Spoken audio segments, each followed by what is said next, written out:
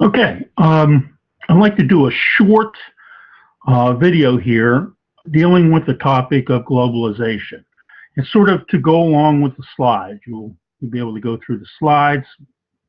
They're also in the package. But let's look at globalization. It's been a problem for the United States because of deindustrialization that it has caused. And that is true in most industrial countries. Other countries have gained a lot of success from it.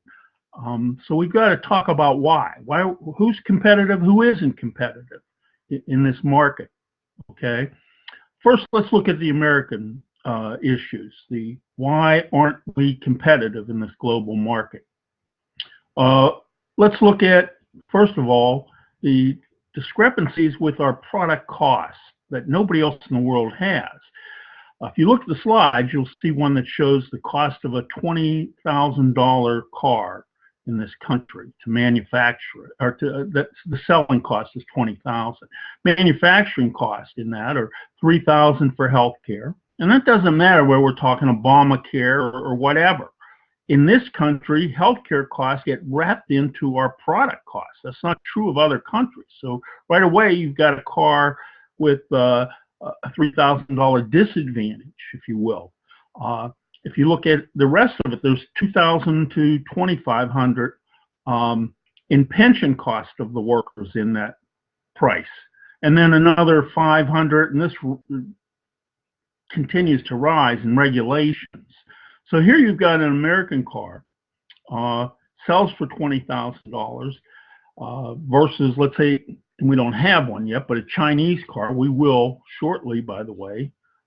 Cherry Motors of China has already signed a deal with Walmart. But so you got a $6,000, let's say, disadvantage right away. Okay, so that's one issue, and those are big issues: pensions and healthcare.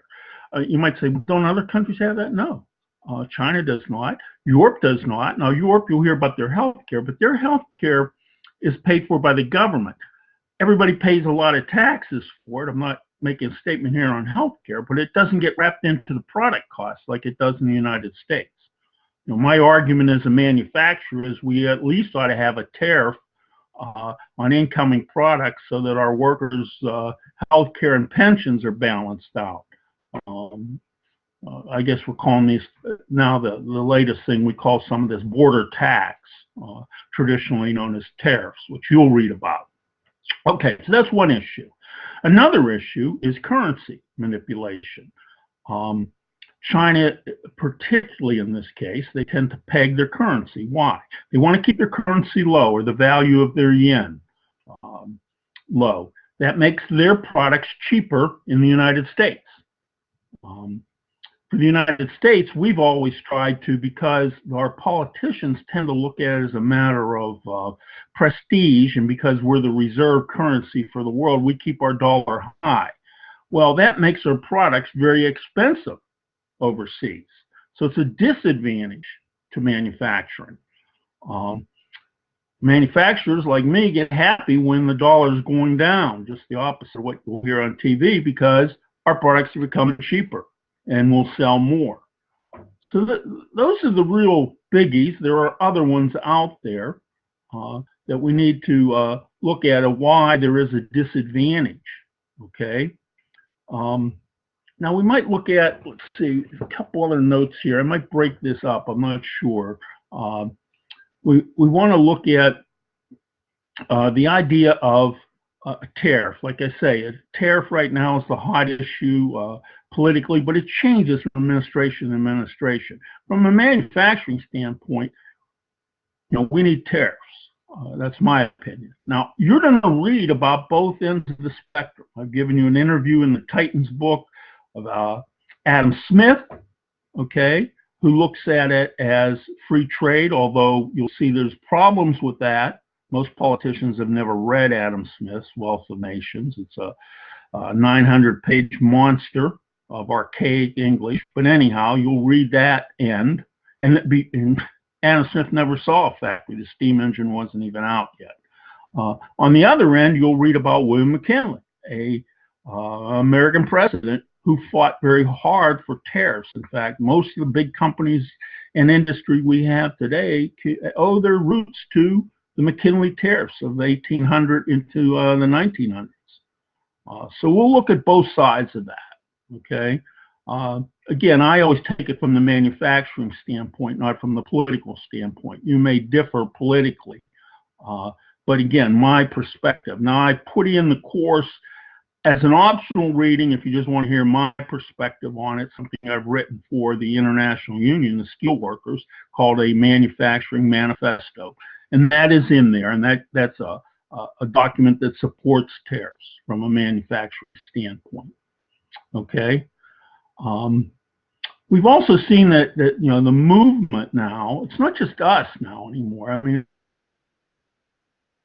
for me, it's written about this for years and studied it. The changes come so fast that we're talking tariffs. I mean, it used to be that was taboo. It still is taboo, to be quite honest with you. A couple of my quotes in the Wall Street Journal were cut back. They wouldn't quote one of my books. They quoted me because the book had it in the title, Protectionism. It was about William McKinley. The Apostle of Protectionism was the total title of the book. So that's how sensitive people were in this country, in business and so forth, about tariffs. Free trades, the big banks love free trade because it's like a casino for them. They don't care which way trade goes. Okay, so you've got to get that disconnect, and you'll read about that in the McKinley era even. You know, big banking and big business are not the same thing. People look at them that way. Manufacturers traditionally have not trusted big bankers. I mean, that goes back to Henry Ford and Andrew Carnegie, George Westinghouse, all these people you will read about. Okay, so you got to look at that too in perspective. Now we'll spend the next part of the course looking at what we can do, given a set of whatever our politics are at the time. There are still some things we can do. But at least you've got to understand these problems of globalization. Like I say, resistance is rising. England, right? The Brexit was all about globalization and getting out of the cost of the European Union and regulation and other penalties on products. So, you know, the world's changing quickly. You'll be involved in that. It'll affect you. It'll affect you as a manufacturer. It'll affect you as a retailer. Of course, sometimes from that standpoint, and I'm not taking that one, from a retailing standpoint, they tend to like, quote, free trade. I don't believe there is free trade, like I said, for the reasons I've given you. But like Walmart, they get the products in cheaper, okay? So there's always that risk, and you'll read about that in the McKinley readings as we're about. One last thing on this. How did McKinley protect against the common arguments for having tariffs? For not having tariffs, trade wars.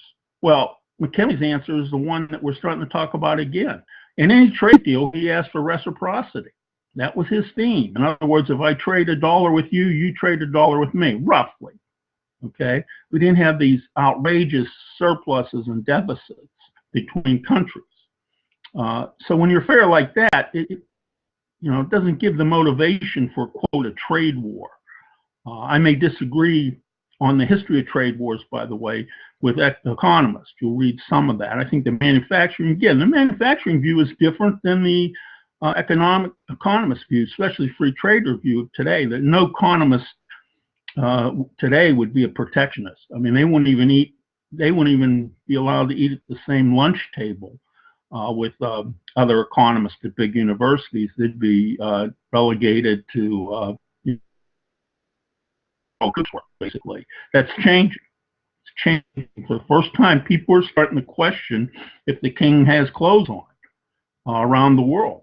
That quote free trade, which is not free trade. For example, I forgot to mention one point. China, for example, puts a 25% tariff on all our products coming in, and yet all their products coming into this country come in free. So these are the type of things we're dealing with. It's a complicated issue. And again, from this course, we look at it from the manufacturing standpoint. How does it affect operations of a company? Okay, so I'll deal with some other things later, but I think those those key points will help you a little bit with the slides. Again, feel free to call me. Love to talk to you about this or anything. I've given you my cell phone. Or give me an email, give me your number, and tell me the times you'd like me to call. And I'll be happy to do that. I'm serious about that. Love to talk over these things with you and get you to understand it.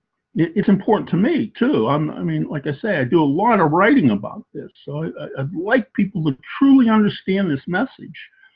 I come from a manufacturing family, and I'd like to see manufacturing come back in this country. Okay, so we'll end there on the general topic. Look at the slides. I think the readings, you'll see both ends of the spectrum. You'll get a good feel for this. But still, you may want to talk it over, and feel free to do that. Okay.